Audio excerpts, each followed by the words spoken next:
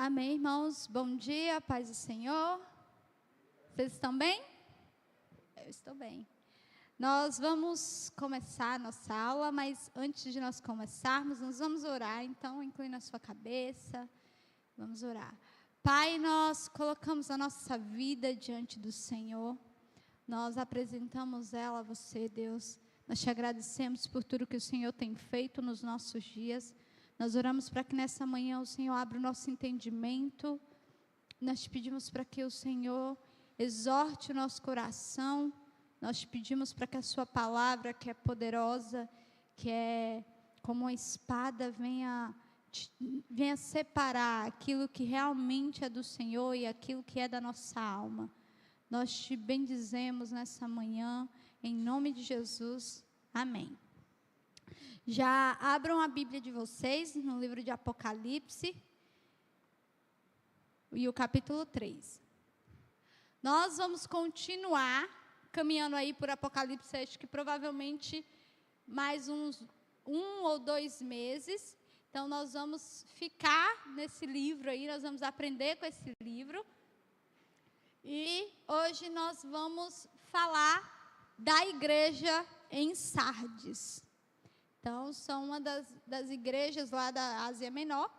Mas, para introduzir, eu vou falar assim, eu sou meio que, o ranço de professora, eu não gosto de vir diretamente já entregar o assunto, né? A gente vai lembrar do que já foi falado até aqui, e aí a gente vai entrar na carta de Sardes. Então, a gente não vai ler agora, a gente deixa aí sua Bíbliazinha aberta já, Apocalipse 3, e aí a gente vai relembrar, a gente vai ter uma revisão panorâmica de tudo que nós vimos, né, até aqui desse estudo de Apocalipse.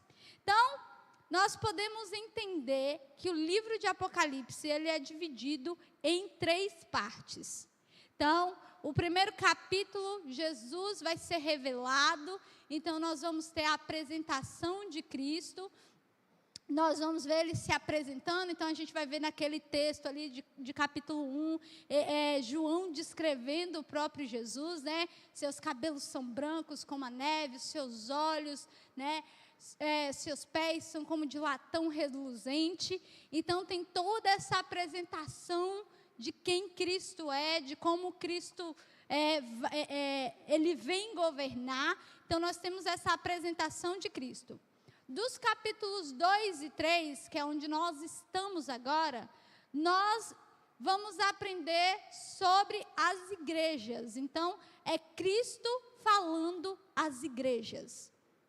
E do capítulo 4 ao 22, nós vamos ver a consumação.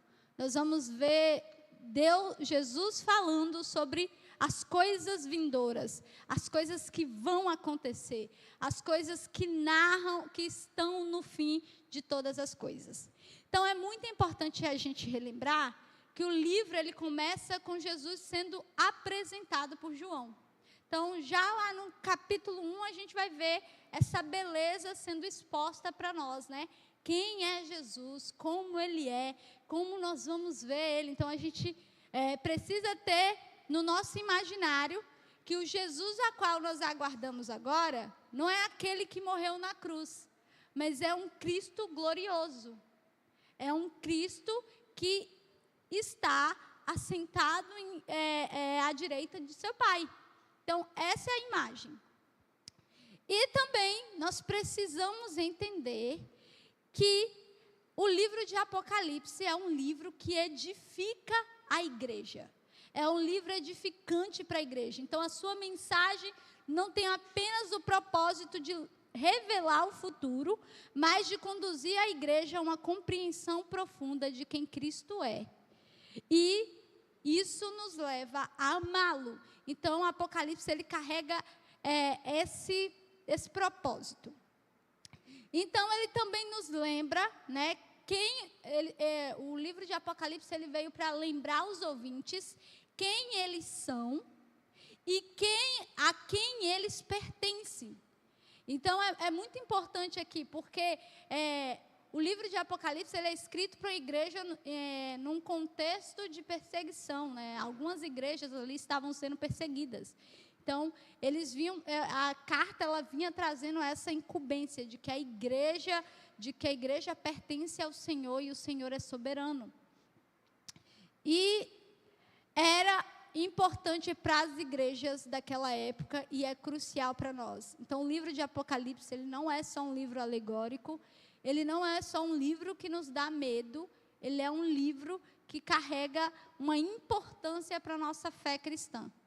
Então, ele nos edifica. Aí você fala assim, como? Se a gente vai ver lá e não sei o que vai acontecer terremoto. Como isso vai nos edificar? Porque a nossa fé está firmada no Cristo que está sendo revelado nesse livro. Então, quando nós olhamos para a tribulação, nós conseguimos ver que ela não é maior do que o Cristo a quem nós servimos. Então, o livro de Apocalipse está nisso. E precisamos relembrar também quem eram os destinatários originais de cada carta. São 7 cartas e foram dirigidas a 7 igrejas reais na Ásia Menor. Então, essas igrejas aqui, elas não são imaginárias, elas não são alegóricas, elas existiram. E dentro do contexto que o próprio Cristo apresenta. Então, as 7 igrejas são inseridas em contextos históricos, culturais específicos, porém, embora tenham sido escritas para aquela comunidade, a mensagem de cada carta, ela ultrapassa o contexto, né, e nos toca. Essas cartas, elas são específicas para aquele povo, mas elas também nos tocam, elas também são para nós. Por isso, quando nós estudamos essas cartas, nós precisamos olhar para elas em 2 dimensões, tá bom? A primeira dimensão é compreender o que Jesus está dizendo para as igrejas de forma específica. Então, o que Deus está falando para a igreja de Éfeso? O que o Senhor está falando para a igreja de Esmirna? O que o Senhor está falando para a igreja de Pérgamo? O que Deus está falando para a igreja de Tiatira? E o que Deus vai nos mostrar hoje que Ele está falando para a igreja de Sardes? E a segunda é perceber os princípios e advertências que continuam falando com a igreja hoje. Então, nós entendemos o que Deus está falando com a sua igreja específica e agora nós trazemos para a realidade de o que isso está dizendo para nós agora. Como eu posso ser edificado por aquilo que Deus está falando especificamente para Esmirna, para Pérgamo, para Tiatira, para Sardes, para Filadélfia. Então, essa seria a nossa revisão. E para a gente entender melhor a carta, eu sei que nós já falamos aí de 1, 2, 3, quase 4 cartas, né, específicas. A gente precisa entender que existe um padrão em todas as cartas. E entendendo esse padrão, vai ficar mais fácil para a gente estudar, para a gente pensar nisso, para a gente aprender com isso. Então, qual era o padrão, né? Então, primeiro, tinha o endereçamento ao anjo. Então, Deus fala ao anjo. O que quer dizer esse anjo? O líder da igreja. Deus está falando, Cristo está falando por meio de João Batista ao líder da igreja. Então, aquela carta era enviada para o líder por meio de um mensageiro. Quem era o mensageiro? João. Quem era o destinatário? O líder. E quem era aquele que escreveu? Cristo. Então, nós temos aí a origem, quem carrega a mensagem e quem recebe a mensagem. A segunda coisa é a descrição de Cristo extraída em grande parte da visão inicial. Então, toda vez que Jesus ele é descrito com algum elemento da primeira descrição dele lá no capítulo 1. A terceira coisa eram os elogios. Em todas, com exceção de Laodiceia, elas recebem um elogio. Algo de bom é apontado sobre ela. A quarta coisa é a condenação, né? Em todas, exceto Esmirna e Filadélfia, recebem uma condenação, recebem uma exortação. Né? A quinta coisa é uma exortação ou um alerta. Então, aquela igreja, ela recebe esse alerta de que algo ali está errado. A sexta coisa é uma promessa escatológica para aqueles que vencerem. Então, a sétima coisa é um apelo a ouvir o Espírito Santo. Então, todas as cartas, elas seguem essa estrutura. Para quem está sendo enviado, quem enviou, um elogio, uma condenação, uma advertência, uma promessa escatológica e um apelo a dar ouvidos ao Espírito Santo. Vocês estão me acompanhando? Estão entendendo até aqui? Está claro?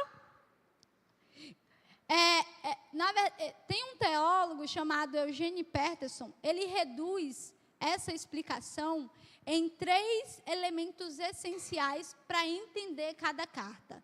Então, o endereço espiritual, então quem mandou, a confirmação, né, de quem foi, a correção e promessa motivadora. Então, são esses elementos aí.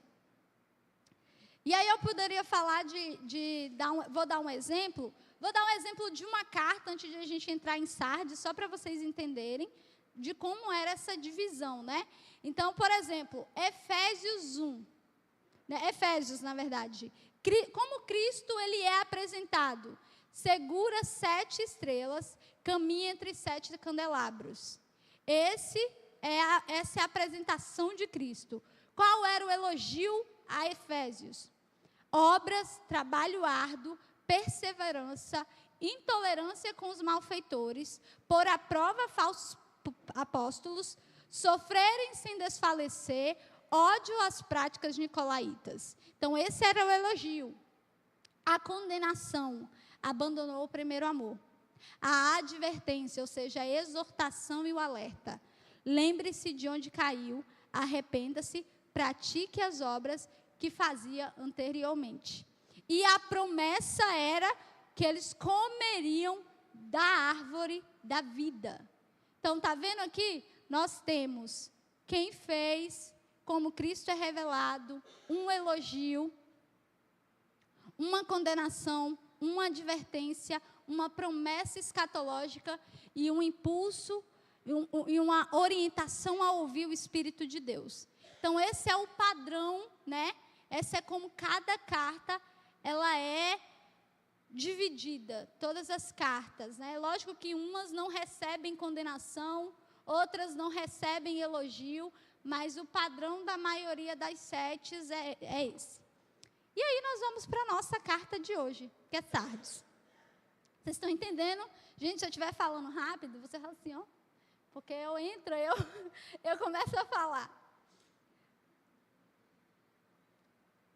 Então, nós vamos ler a carta de Sardes. Capítulo 3 diz o seguinte: escreve ao anjo da igreja em Sardes, assim diz aquele que tem os 7 Espíritos de Deus e as estrelas. Conheço as suas obras. Tens fama de estar vivo, mas estás morto. Fica alerta e fortalece o que ainda resta e estava para morrer, porque não tenho achado tuas obras perfeitas diante de meu Deus. Portanto, lembra-te daquilo que tens recebido e ouvido. Obedece e arrependa-te, pois se não estiveres alerta, virei como um ladrão, e tu não saberás a que hora virei contra ti. Mas em Sardes também tem algumas pessoas que não contaminaram as suas vestes.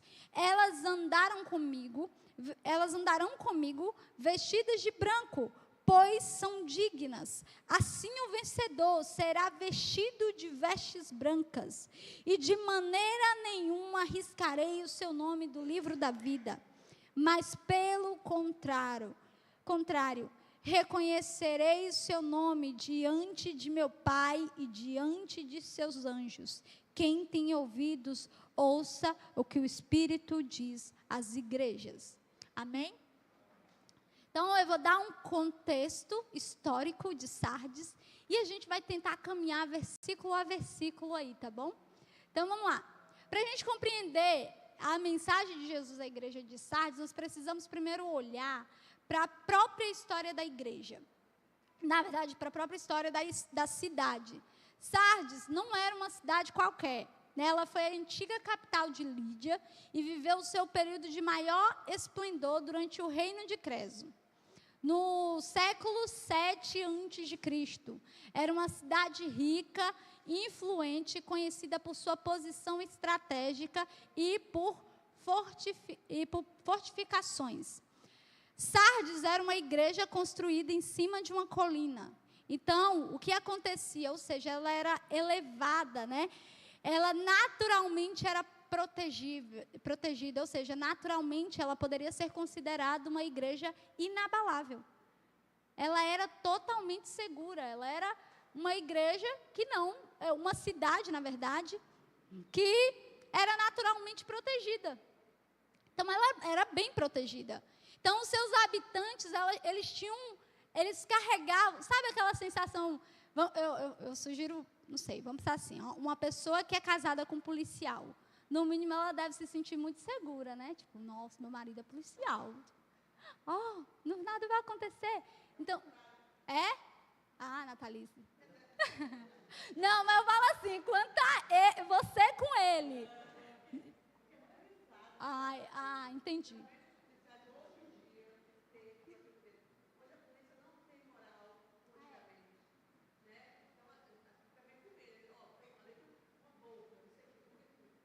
Ai, meu Deus. Então eu retiro, policial não. Mas vamos pensar nessa cidade que ela está construída ali, ela tem muros naturais, então ela é naturalmente muito protegida, ela é muito segura, e os cidadãos, eles meio que andavam assim, nada vai acontecer aqui, gente, a gente está seguro, vou dormir ali, para quê? Está muito bom aqui. E foi exatamente o que aconteceu, né, Arnoldo? Os seguranças, né, eles se apoiaram nessa ideia, eles confiaram na proteção natural da cidade. E em 529 a.C., o rei Sírio da Pérsia cercou Sardes e depois de alguns dias os soldados encontraram uma passagem vulnerável. O que acontece? Tem relatos que dizem que os vigias de Sardes dormiram. E aí, os soldados do rei Sírio acharam uma brechinha naquele muro inabalável, naquela proteção inabalável, e entraram. E aí, o que aconteceu? Sardes foi tomada. Um ladrão entrou em Sardes, o primeiro ladrão entra em Sardes, invade Sardes e toma Sardes. E esse detalhe vai ser fundamental para a gente entender o que Jesus está falando com a igreja e que Ele está falando conosco, tá? A cidade passou por reconstrução, então ela se tornou de novo reconstruída, mas o que aconteceu? Um terremoto veio e destruiu Sardes de novo. Sardes ficou lá, toda destruída. Ela foi reconstruída com o auxílio do imperador Tibério. E apesar das suas riquezas importantes, Sardes carregava uma importante coisa assim. Sardes era conhecida pela sua decadência moral. A cidade de Sardes era moralmente entregue aos prazeres da vida. Sardes era uma igreja, na verdade a igreja não, mas a cidade em si era uma igreja, eu falo igreja porque era uma cidade que estava moralmente depravada. Então havia, portanto, uma espécie de ironia na identidade de Sardes. Sardes tinha um passado glorioso, uma aparência de grande, uma história de segurança, mas também carregava marcas da decadência e da sua autoconfiança. Então, quando João ele escreve a carta, a cidade ainda carregava o peso da sua história. Os cristãos daquela comunidade conheciam a própria cidade, conheciam as suas próprias derrotas, conheciam a lição que a sua história havia deixado. Uma cidade, ela pode parecer segura e ainda assim está vulnerável. Pode parecer forte e por falta de vigilância, cair.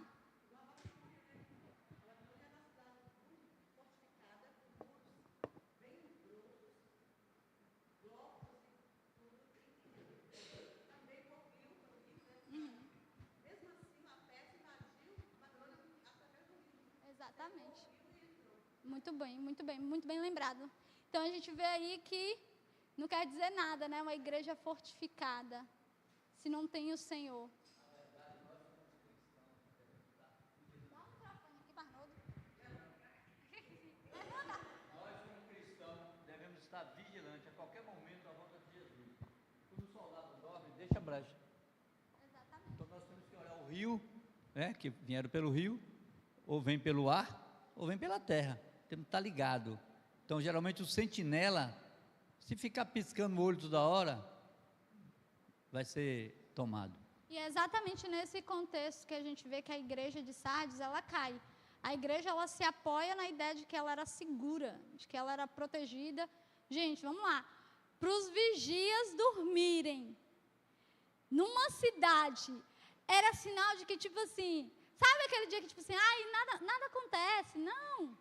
Descansa, não vai acontecer nada, não. Eu fico aqui todo dia, tomo conta disso todo dia. Vai acontecer nada, não.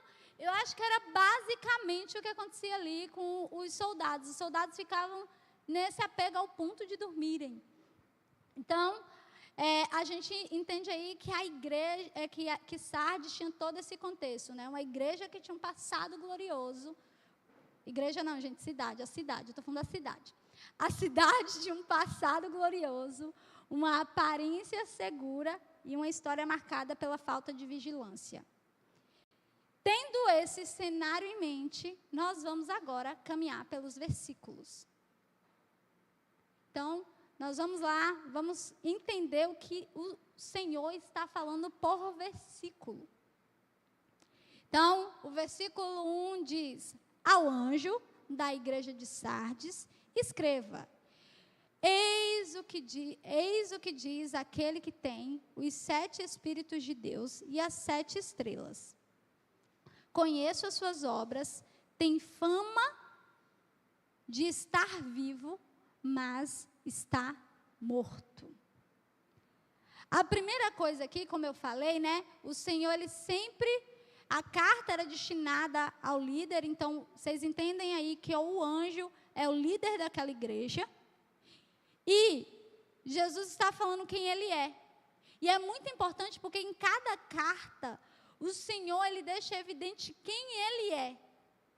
E de qual maneira ele está falando para aquele povo. Então ele está falando assim, aquele que tem os 7 Espíritos de Deus, então aquele que tem a plenitude do Espírito Santo, aquele que carrega o Espírito Santo, aquele que está com o Espírito Santo. Então nós vemos aqui uma referência à plenitude e à perfeição do Espírito Santo. Então o próprio Espírito é a fonte de vida e de poder espiritual, o que estava faltando ali em Sardes, e ele também tem as 7 estrelas, que representam a própria igreja. Então, o Senhor está falando assim, ó, eu tenho a plenitude do Espírito e eu carrego essas 7 igrejas. Então, elas estão sobre o meu domínio. E é assim que Cristo, ele se apresenta para aquele povo. Eu sou o Senhor. Eu sou soberano sobre vocês. Eu estou aqui falando como um Senhor. Como aquele que tem plenitude de espírito, mas como aquele que sustenta todas as igrejas em suas mãos. E aí ele fala, ele dá um diagnóstico. Hernandes Dias Lopes, ele fala que é assim, o diagnóstico divino. Jesus, ele fala do estado da igreja, né?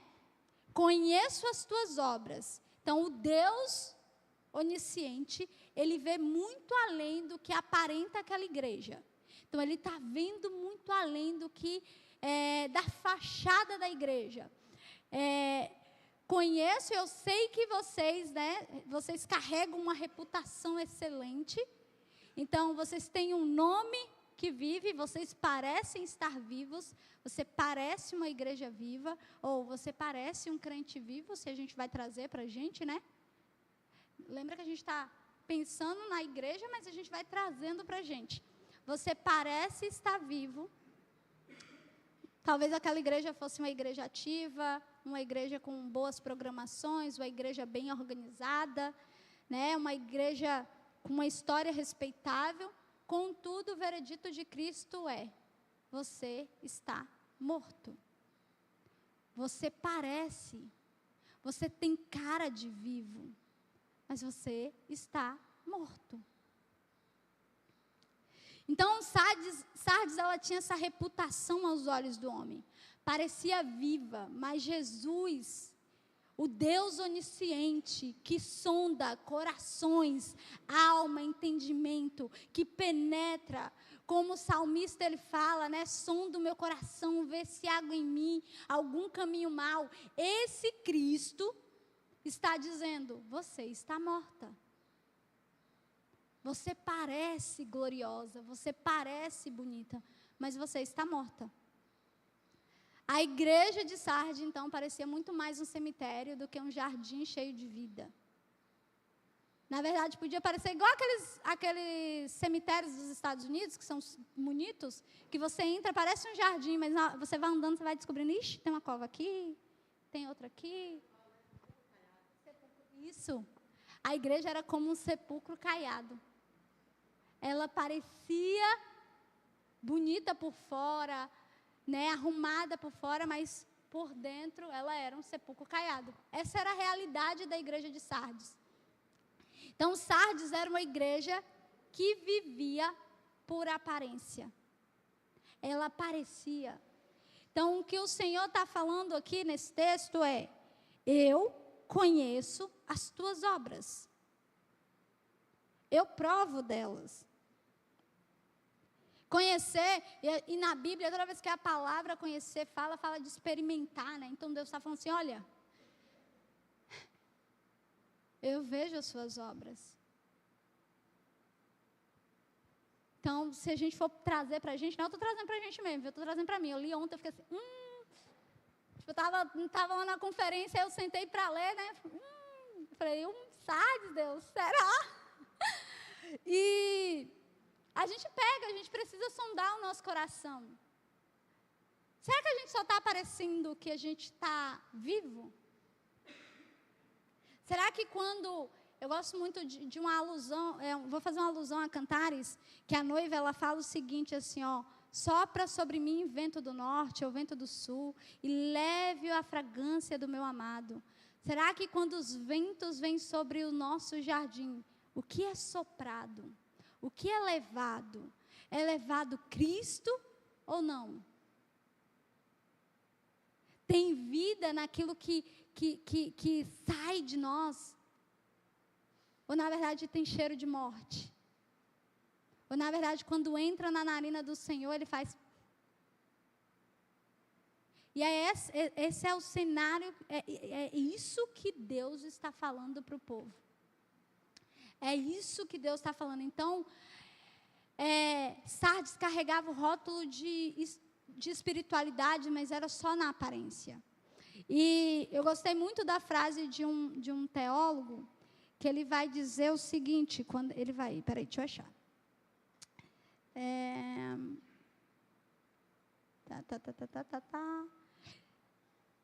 Eu vou achar, tá aqui, que eu coloquei. Achei. Adolf Pohl, ele diz o seguinte, né? Ele diz que onde reina a morte pelo pecado, não há morte pelo martírio. Então, onde a morte que está sendo produzida é fruto do pecado, não há morte pelo martírio. Que é isso? Não há sacrifício, não há sofrimento por Cristo. Não há o deixar por Cristo. Então, de alguma maneira, nós morremos. Mas aí a pergunta é, nós estamos morrendo por Cristo ou por nossos pecados? Será que o que está sendo produzido em nós é fruto de santificação ou de contaminação? E é esse cenário que o Senhor está fazendo Sardes olhar, né? Olha para isso, eu conheço vocês. Aqueles crentes eram hipócritas, os crentes em Sardes estavam falsamente satisfeitos e confiantes. Eles eram um reflexo da sua cidade. Assim como a cidade se apoiava na sua glória e naquilo que eles viveram nos tempos passados, os cristãos daquela igreja estavam vivendo dessa maneira. Eles estavam apoiados em quem eles eram e no que as pessoas liam sobre ele.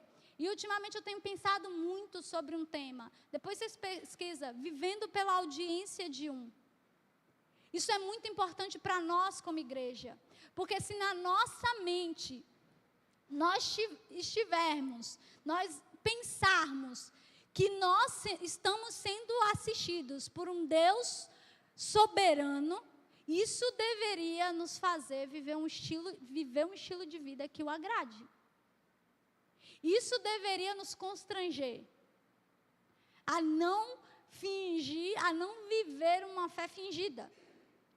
Então, a causa da morte de Sardes não era a perseguição, nem a heresia, mas o mundanismo. Então, como eu falei, a morte não reinava ali pelo martírio, a morte reinava ali pelo pecado. E aí a gente vai para o verso 2. Esteja vigilante, fortaleça o restante, o que está prestes a morrer, pois as obras que você revela não são completas diante dos meu Deus.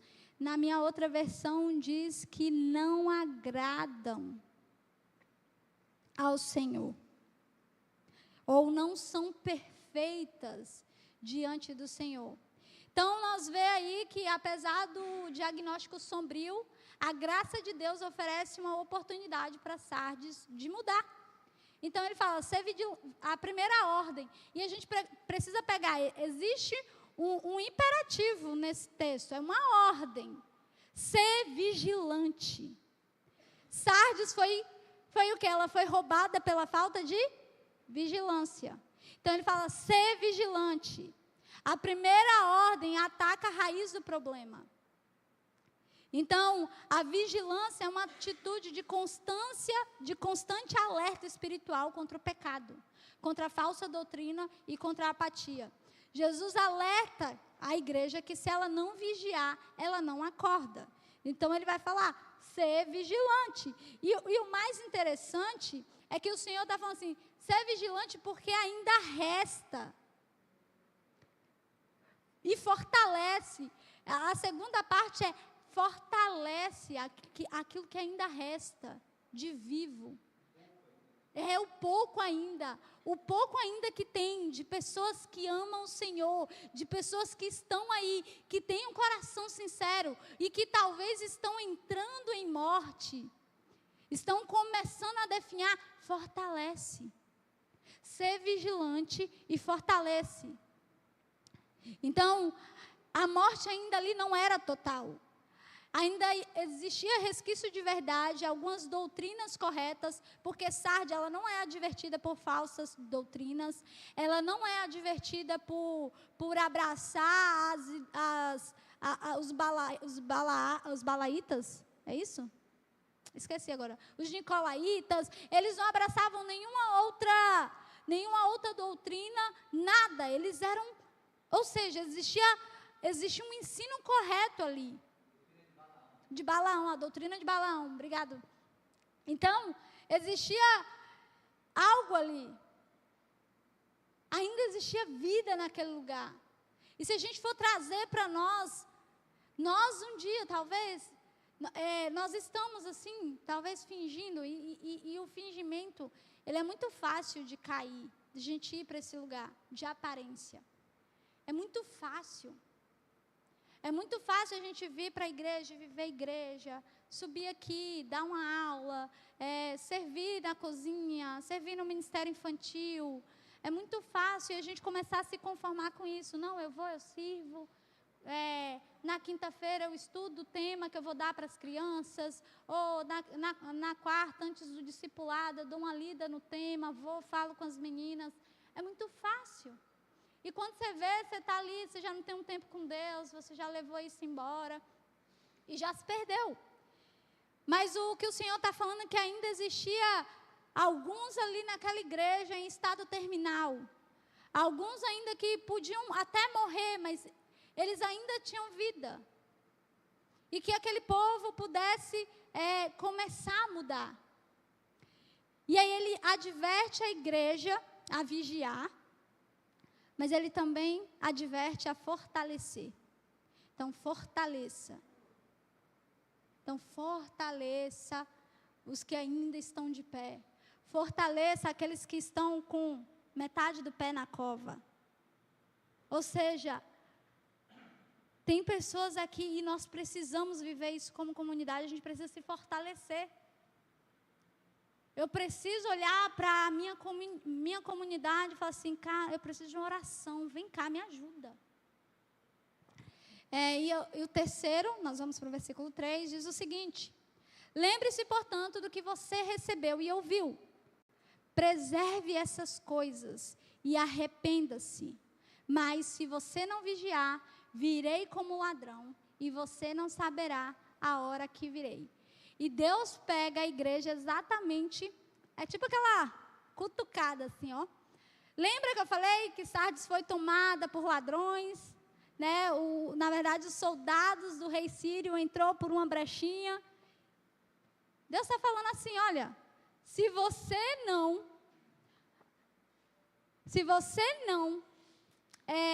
guardar o que você recebeu, se você não se arrepender, se você não vigiar, eu virei para você como um ladrão.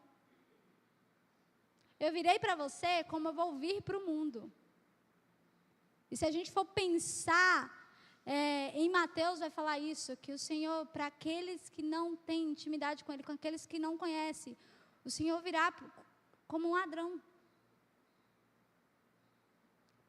Ele está falando para aquela igreja que, olha, se vocês não vigiarem, se vocês não perseverarem na minha palavra, se vocês não guardarem, e se vocês não arrependerem, eu virei para vocês como eu vou vir para os gentios. A minha volta para vocês vai ser como a deles, vocês vão ser pegos de surpresas. Porque se a gente for pensar na volta de Cristo, nós não seremos surpreendidos. Ele virá e todo olho verá. Só que nós estaremos, ora, ele veio, ele voltou. E o mundo vai estar assim, meu Deus, para onde eu vou? O que eu faço?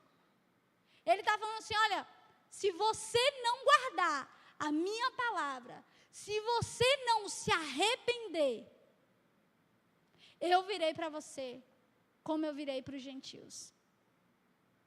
Eu virei para você como vou vir para aqueles que me negaram. É muito, muito importante a gente pensar nessas cartas e tomar isso como verdade. Porque tudo que o Senhor quer é intimidade conosco. O Senhor quer vir para uma noiva que espera. E, na verdade, para uma noiva que entra em parceria com o Espírito Santo. Que lá, como a noiva de Cantares, olha para o monte e diz, vem o meu amado sobre os montes. Lá vem Ele. Para ela não é uma surpresa, é uma expectativa. Para nós deve ser uma expectativa a vinda de Cristo e não motivo de medo. Pensar nos últimos dias deve ser motivo de alegria para nós e não desespero. É o cumprimento da promessa. Cristo via o cumprimento da promessa e isso precisa estar no nosso coração. E aí a gente precisa entender que o Senhor, Ele dá mais outros imperativos aqui. Lembrar, preservar, arrepender e vigiar. Deus nos convida a lembrar, a preservar a palavra.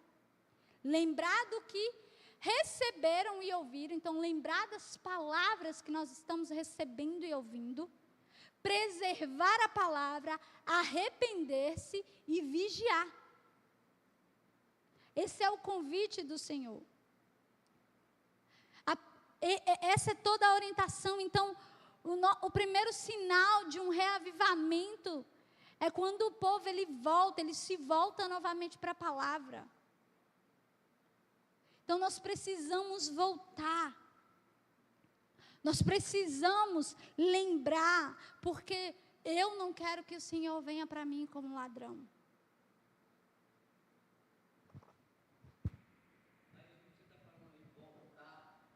Voltar ao primeiro amor, quando você recebeu o Espírito Santo. Aquela vontade, aquela garra que você tinha, queria ir em todos os cultos, todas as reuniões, mas, por isso que ele fala aí, um pouco que você ainda tem, né? Um pouco. Acenda essa chama.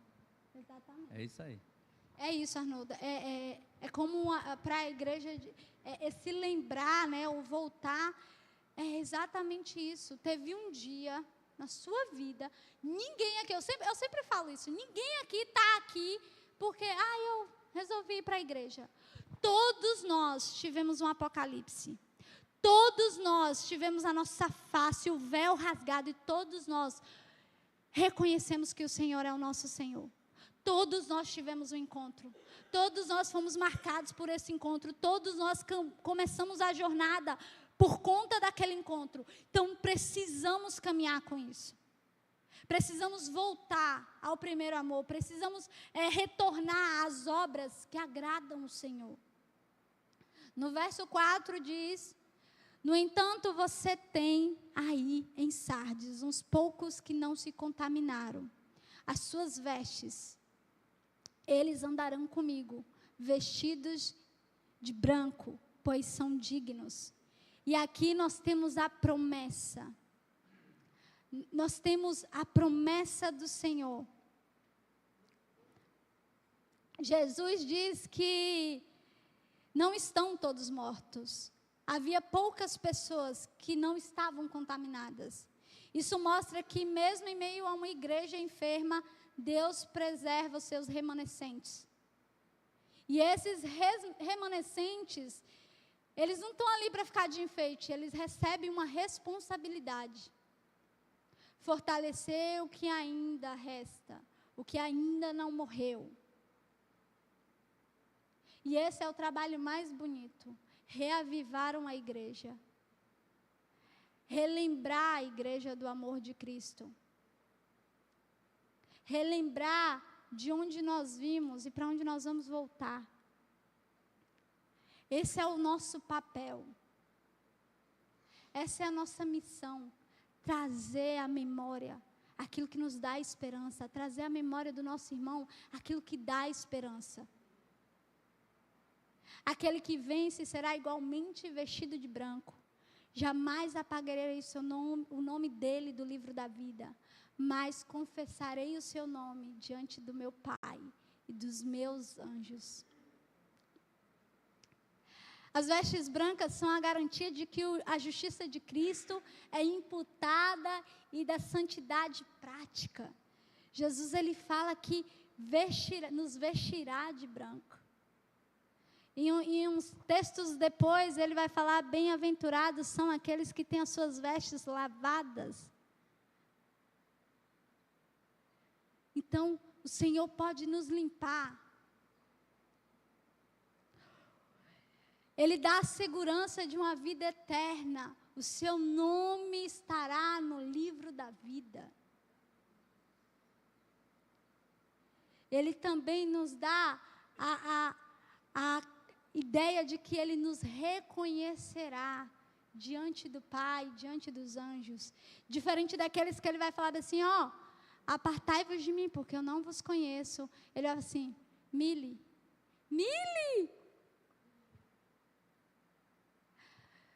Nicole, você entende isso? Ele vai te reconhecer. Quem não se envergonhar do Senhor agora, terá o seu nome proclamado nos céus.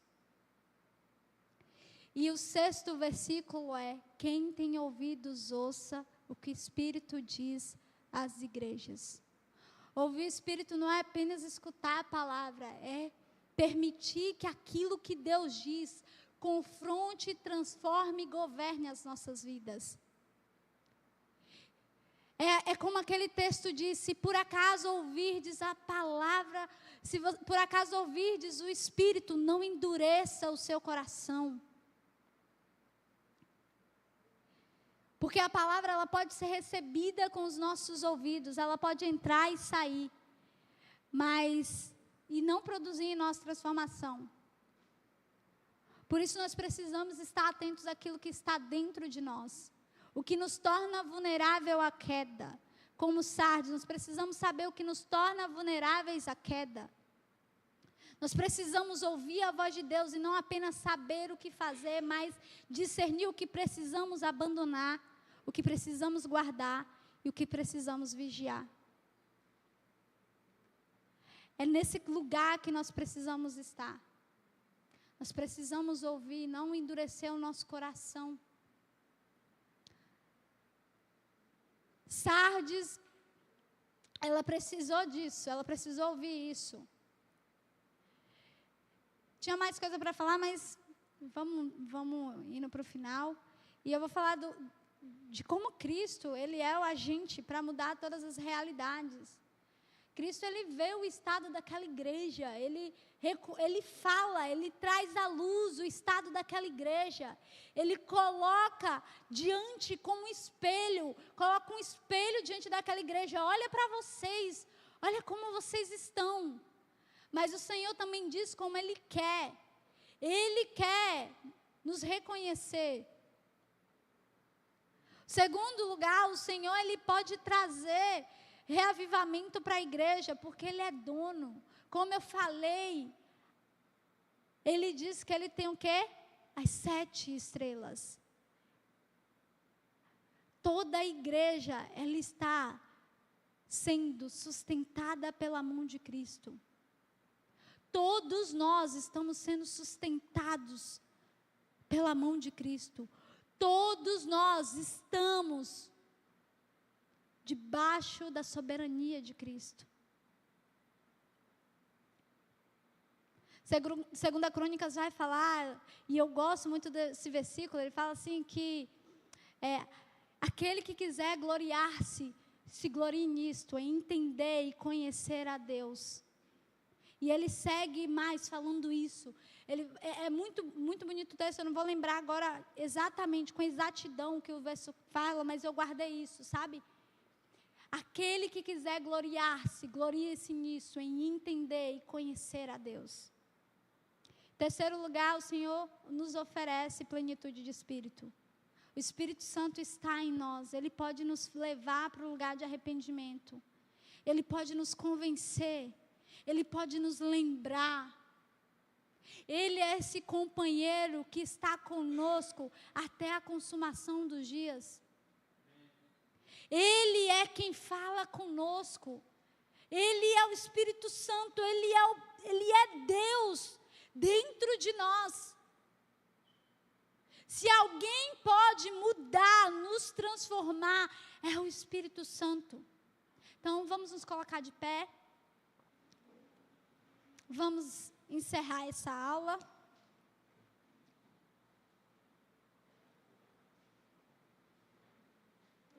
Nós precisamos amadurecer a maneira com que nós ouvimos a palavra.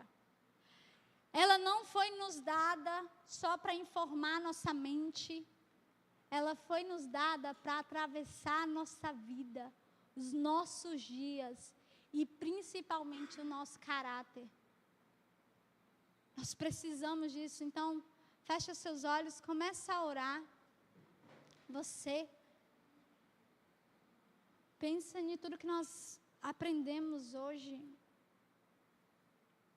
E se é algo a se arrepender, se arrependa.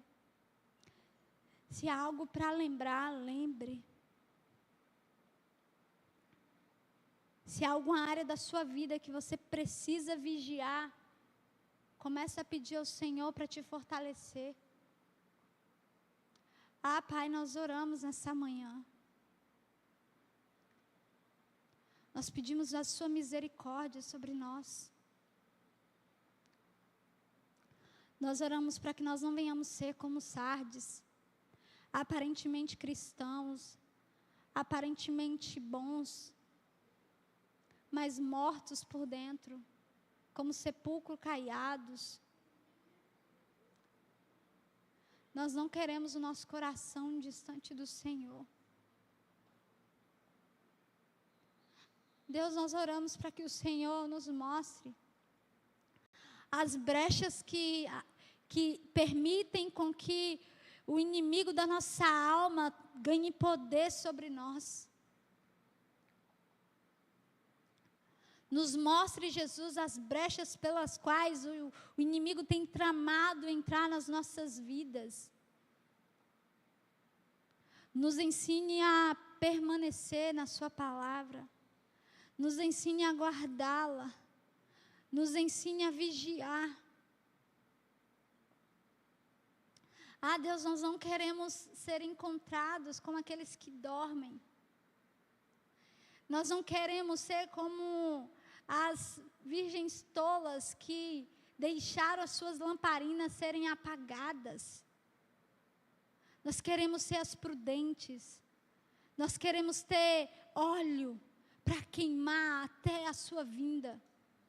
Deus, nós te pedimos para que o Senhor trate o nosso coração nessa manhã. Produza em nós algo digno do Senhor. Nós queremos que as nossas vestes sejam lavadas. Nós queremos ser encontrados limpos. Nós queremos, Jesus, que o Senhor nos fortaleça. Espírito Santo de Deus, você que habita em nós, reacenda a chama do nosso coração. Nos faça voltar ao primeiro amor. Nos faça voltar às primeiras obras, aquelas que eram livres de peso, de temor de homens, mas cheios de devoção. Nós te pedimos nessa manhã que o Senhor esteja conosco. Abençoe o culto de logo mais. Nós oramos, Jesus, nós oramos por aqueles que estão vindo à sua casa, que eles possam vir com facilidade. Nós oramos para que o seu nome seja honrado entre nós. Pai, nós oramos que o Senhor possa ser louvado por meio da nossa vida. Deus, que não somente as nossas palavras, mas o nosso modo de viver seja digno do Senhor. Em nome de Jesus, amém. Podem beber uma aguinha.